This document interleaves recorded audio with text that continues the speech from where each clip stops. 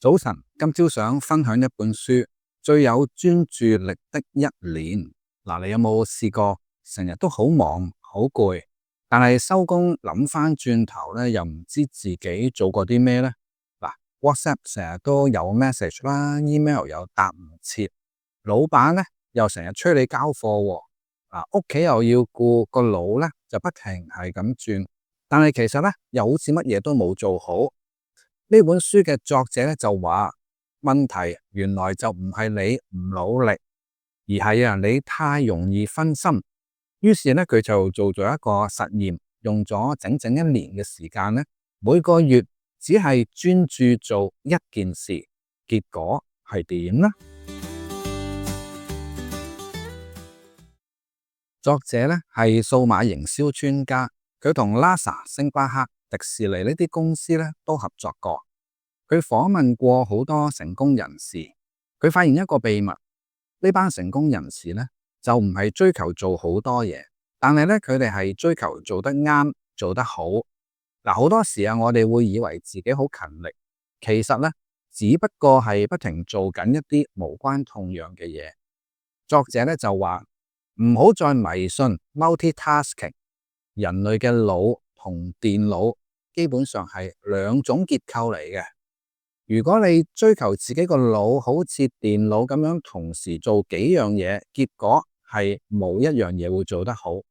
但係呢，如果你能夠專注於去做一件事，呢種專注力可能係你嘅超能力。作者咧就教咗一個自我檢查嘅方法，好簡單嘅啫，你而家都做得到嘅。第一步，列出你最在意嘅範圍，例如事業啦、屋企人啦、健康啦、朋友啦、學習啦咁樣。第二步，幫每一項嘅重要性評分，個分數可以係由1去到10。第三步，幫每一項實際投入嘅時間又評分，分數咧都係由1去到10。如果兩個分數相差好遠，咁嗰個咧就係你應該要專注嘅地方啦。譬如話你覺得健康好重要，你俾咗10分嘅，但係你實際投入嘅時間得3分，咁你就要醒目啦。下個月你應該集中火力喺呢個健康嗰度啦。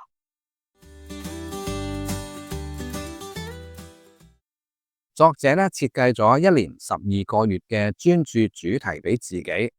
1月咧就專注業績，每日就固定時段做最緊要嘅工作。2月咧就專注時間管理，清理環境，減少一啲瑣碎嘅事。3月咧就專注自己嘅屋企人、朋友，將最好嘅時間咧留俾佢覺得最重要嘅人。之後咧佢仲有健康、學習、創意、同理心、活在當下、付出同埋感恩。最後1個月咧就係專注佢嘅古仔，將成年最有用嘅習慣 drop 低佢，變成咧長期嘅生活設計。重點咧就係你唔係做一次就算，而係要透過呢1年嘅時間，建立呢一套真正適合自己嘅專注系統。點解要咁做呢？因為習慣咧係要培養嘅，佢唔能夠一朝一夕就可以做到嘅。好啦，講完概念，咁我哋就睇下點樣操作啦。練習1，每個月1個主題。你可以拎張紙出嚟寫低你最在意嘅4至6個人生目標。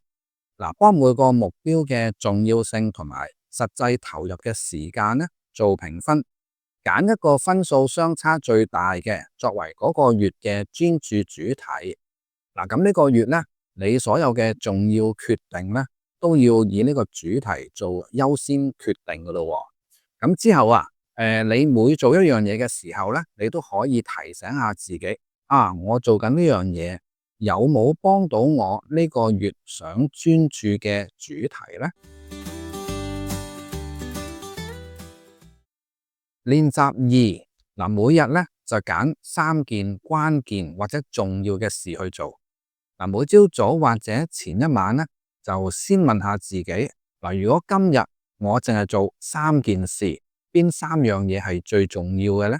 嗱，將呢3件事咧就寫低佢，確保同你呢個月想專注嘅主題咧係有關嘅。優先完成咗呢3件事，其他嘢咧就遲啲先至做。嗱，每日啊，朝頭早用幾分鐘計劃，全日要專注做呢幾樣嘢。練習3就係月度回顧。嗱，月尾咧就預留少少時間俾自己回顧過去嗰個月做過嘅嘢。嗱，問下自己，我有冇更接近自己在意嘅目標？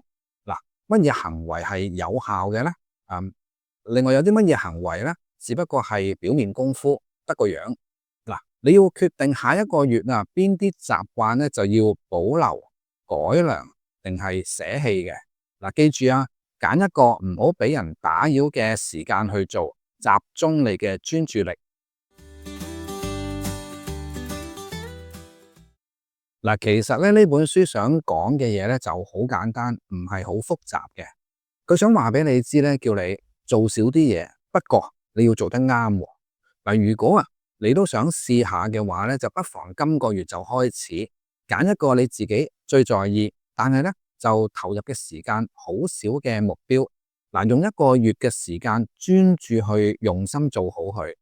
咁之後咧，你可能會發現專注咧就唔係時間管理嚟嘅，佢其實原來係一種幫你重新設計人生優先次序嘅方式。嗱，好啦，今日嘅分享咧就到呢度，希望呢本書可以為你帶嚟啟發。我哋下次見啦。